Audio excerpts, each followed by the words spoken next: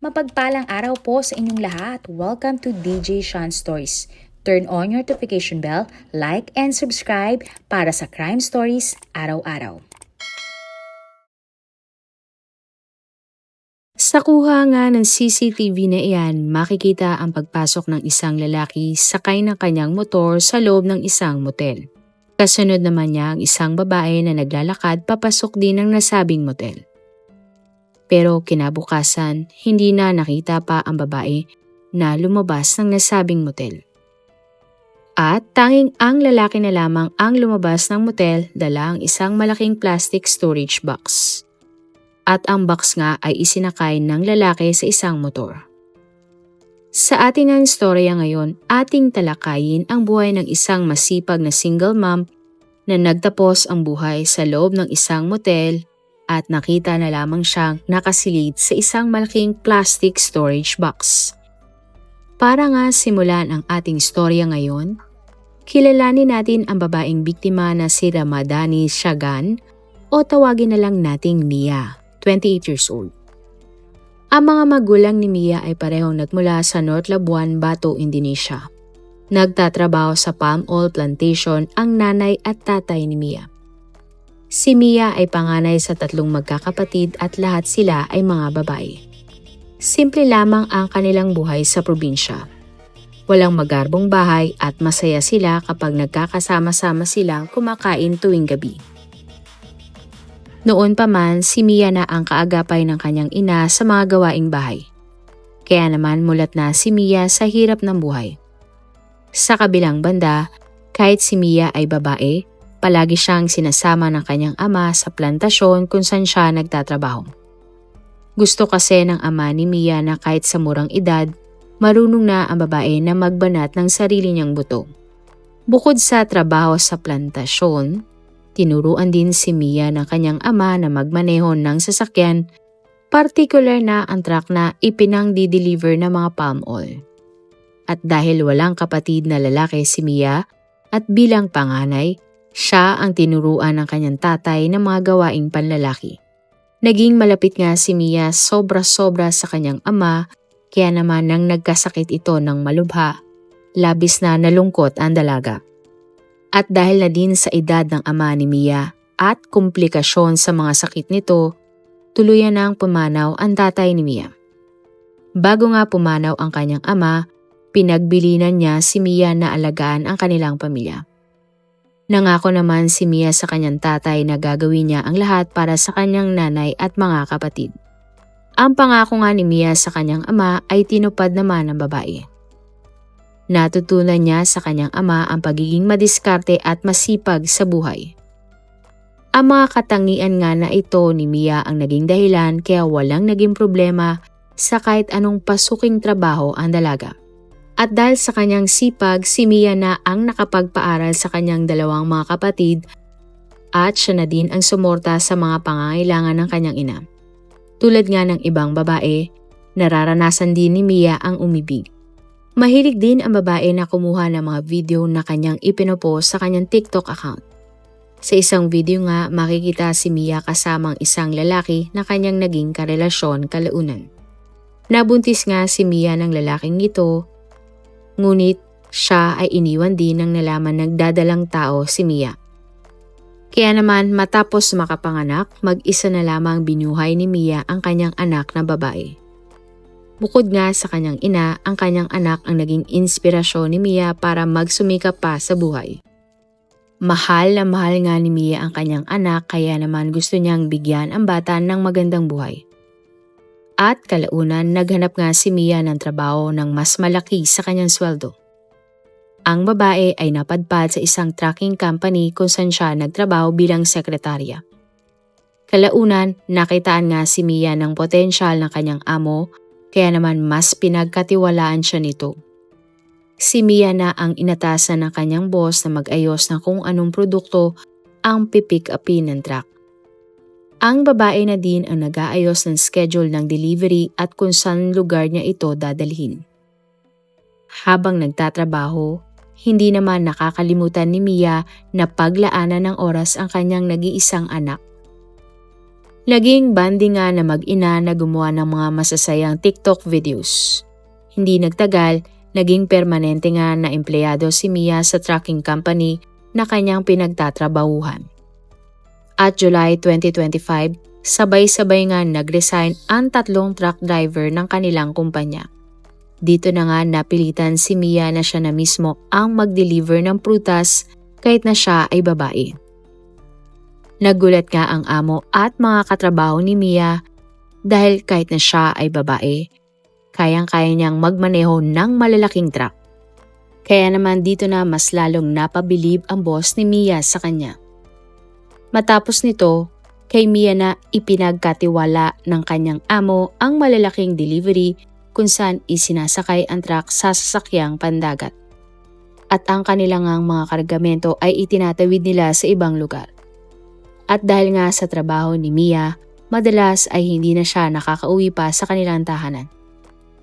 Madalas nga sa mga motel na lamang nagpapalipas ng gabi ang babae. Bukod sa pagiging truck driver, minsan naman si Mia na ang pahinante din ng truck dahil siya na din ang nagche-check ng mga produktong ibabagsak ng mga truck sa mga palengke. At dahil nga sa kasipagan ni Mia, nakapag-ipon na siya ng pera. Kalaunan, nakapagpagawa na nga siya ng isang maliit na bahay para sa kanyang nanay at nag-iisang anak. At January 2026, si Mia nga ay inassign na kanyang boss sa Medan para pangasiwan ang branch nila sa lugar. Kaya naman 1 kwarto ang inupahan ng amo ni Mia para sa kanya habang siya ay nakadestino sa Medan. Tuwing uuwi nga si Mia sa kanyang inuupahan, sinisigurado niyang tatawagan niya ang kanyang anak. Lagi ngang sinasabi ni Mia sa bata na ang lahat ng kanyang ginagawa ay para sa magandang kinabukasan ng kanyang anak. Ngunit hindi nga inakala ni Mia na ang pagpunta niya sa Medan ang magiging mitya pala ng kanyang buhay. Habang nagtatrabaho si Mia, meron siyang nakilalang isang lalaki. Ang lalaki niya ito ay kinilala lamang si Shawal Adenasha Nasutin, 29 years old o tawagin na lang nating Danny. Si Danny ay isang mekaniko na nagkukumpuni ng mga truck na pagmamay-ari ng kumpanya na pinagtatrabahuhan ni Mia. At dahil nga alam ni Mia na may mga pagkakataon na posibleng may masira na truck habang sila ay nasa biyahe, dahil nga araw-araw nila itong ginagamit, kinuha ni Mia ang contact information ni Danny. Ngunit, imbis na tungkol sa trabaho ang kanilang pag-usapan, nauwi ang kanilang usapan sa mga personal nilang buhay. Matagal-tagal na din nang may huling nakausap si Mia tungkol sa isang bagay maliban sa kanyang trabaho dahil masyado siyang busy sa kanyang mga ginagawa. At bukod nga sa pag-chat at tawagan ni Mia at Danny, ilang beses din silang nagkita ng personal tungkol sa kanilang mga trabaho. Dalawa kasi sa mga truck na ginagamit ni Mia ay ayaw mag-start at hindi magamit sa pagde-deliver ng kanilang mga paninda.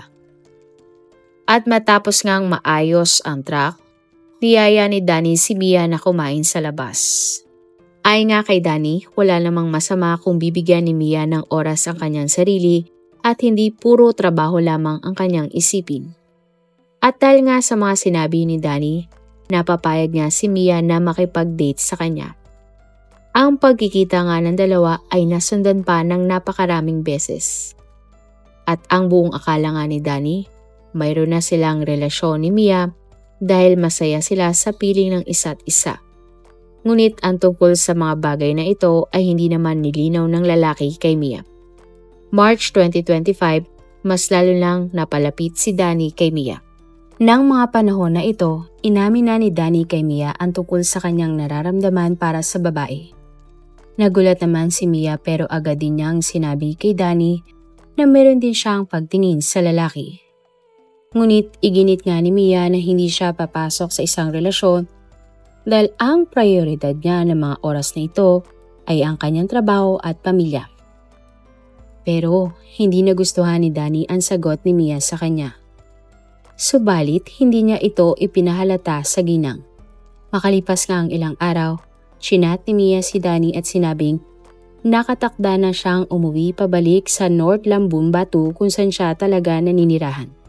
Dito na tila na-realize ni Danny na hindi siya papayag naiwan na lamang siya basta-basta ni Mia. Pakiramdam din ni Danny, ginamit lamang siya ni Mia dahil walang kakilala ang babae sa kanilang lugar. At March 10, 2026, tinawagan na ni Danny si Mia para ayain ito na mag-usap tungkol sa kanilang relasyon at ang pag-uwi nga ni Mia pabalik sa kanyang pamilya. Hindi naman nag-atubili si Mia at pumayag nga sa gustong pakikipagkita sa kanya ni Danny. Matapos nga ang kanilang trabaho, nakipagkita na si Mia kay Danny. Sakay nga ng motorsiklo, nagtungo ang dalawa sa isang motel. Hindi naman nag-alinlangan si Mia sa lalaki dahil meron siyang tiwala kay Danny dahil ito nga ay kanyang kaibigan. Hindi naman napansin ni Mia na matapos nilang pumasok sa kwarto ng motel, nilakna ni Danny ang pintuan ng kanilang inupahang kwarto. At ang buong akala nga ni Mia ng mga oras na ito, tahimik naman silang mag-uusap sa loob ng kwarto, ngunit kabaliktaran ito sa mga nangyari. Dahil nagulat na lamang si Mia nang bigla siyang hinalika ni Danny.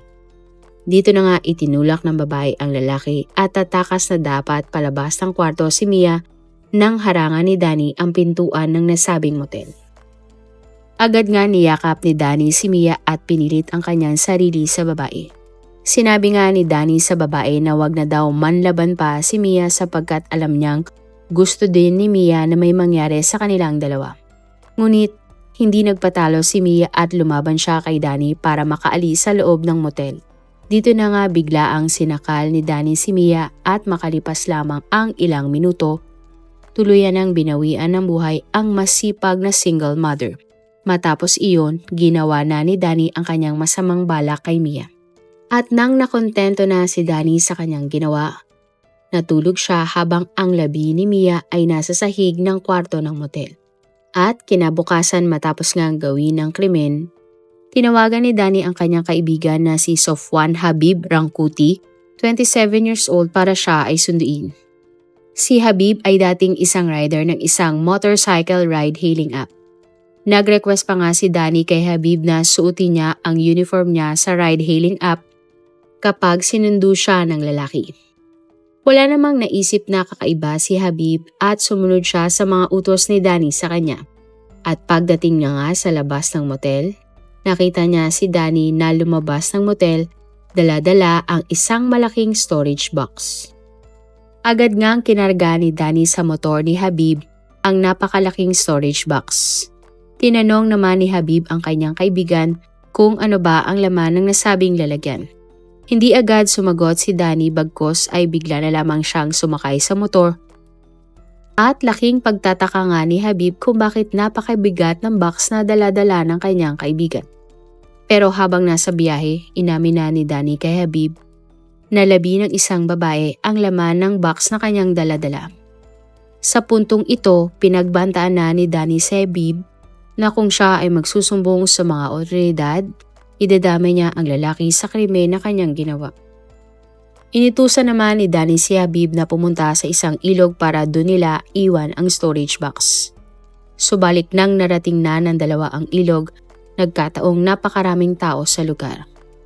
Kaya naman napilitan ang magkaibigan na sa isang sagingan na lamang nila iwan ang storage box, kung saan nga nandoon ang labi ng biktima. Matapos iyon, agad na tumakas sina Danny at Habib sa lugar at umuwi sa kani-kanilang mga tahanan. At makalipas naman ang ilang oras, may mga nakapansin na sa abandonadong storage box sa sagingan. Sa pag-aakala nga na ito ay may lamang basura, binuksan ng mga residente ang plastik na lalagyan. Laking gulat nga ng lahat nang tumambad sa kanila ang labi ng isang babae. Agad namang tumawag ng mga pulis ang mga residente at dali-dali namang rumispondi ang mga pulis sa lugar. At sa investigasyon nga ng mga otoridad, nakumpirma nga nila na labi nga ang nasa loob ng storage box.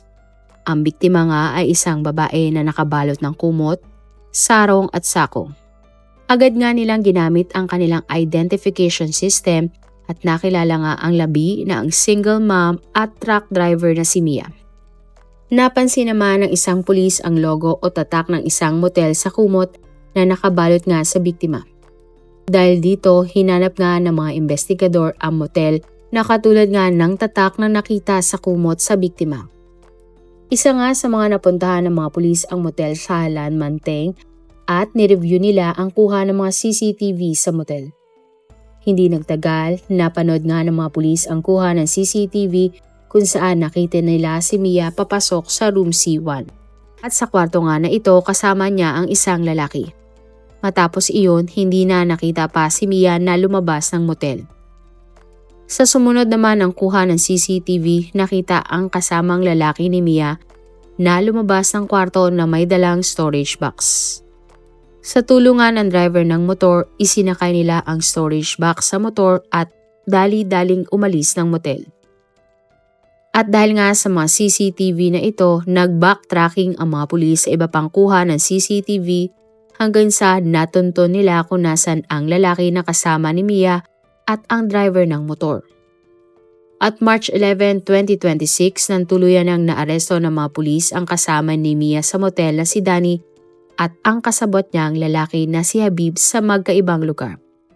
Si Danny ay kinasuhan ng murder at ikinulong, habang si Habib naman ay kinasuhan ng aiding and abetting a crime para nga sa pagtulong niya sa ginawang krimen ni Danny. Pero ayon kay Habib, wala siyang kinalaman at wala siyang alam sa pagpatay ni Danny kay Mia. Hindi din daw niya kakilala ang biktima. Ang tanging nga lamang niya umanong pagkakamali ay tinulungan niya ang kaibigan niyang si Danny na iwan ang storage box na naglalaman ng labi ng biktima sa isang sagingan. Umapila nga ang lalaki sa mga pulis na sana ay payagan siyang makapagpiyansa dahil kailangan niya magtrabaho para sa kanyang pamilya. Samantala sa police station, inamin naman ni Danny ang pagpaslang at sinabi niya nga na mayroong nangyari sa kanila ng biktima bago nangyari ang krimen. At ay nga sa suspect, aksidente lamang ang lahat at may kasunduan sila ni Mia tungkol sa nangyari sa pagitan nilang dalawa. Ngunit sa ginawang test sa labi ni Mia, sinabi ng doktor na malaki ang posibilidad na pinilit ni Danny ang kanyang sarili kay Mia. Kaya naman dinagdagan nga ng prosecution ang mga kaso nila laban kay Danny ng pananamantala. Sinabi nga ni Danny sa mga pulis na nung umaga, lumabas siya ng kwarto para bumili ng sako at storage box. Pero hindi siya nahagip ng CCTV ng nasabing motel. At base nga sa batas ng Indonesia, si Habib ay maaring hatulan ng 15 years na pagkakulong dahil sa partisipasyon niya sa krimen. Samantala, hatol na habang buhay na pagkakulong o hatol na kamatayan naman ang posibleng ipataw kay Danny parusa para sa pagpaslang niya kay Mia. Sa inyong opinyon, bakit kaya sumama si Mia kay Danny, gayong hindi naman pala niyang gustong makipagrelasyon sa suspect? At sa tingin niyo may ibang motibo pa kaya ang suspect para paslangin niya si Mia? Marami pong salamat sa inyong panonood. Meron ba kayong mga kwento na gusto nyong i-share sa ating mga manonood? O kung may personal po kayong kwento na gusto nyong i-feature sa ating channel, comment down below nyo lang ang inyong mga suggestions. Para naman po sa dagdag kalaman, i-subscribe nyo din po at i-follow ang ating iba pang YouTube channel katulad ng Tagalog Facts and Mysteries by DJ Sean at Manila Boy Wonder Philippines. Marami pong salamat sa pagsuporta nyo sa aming mga channel. God bless everyone!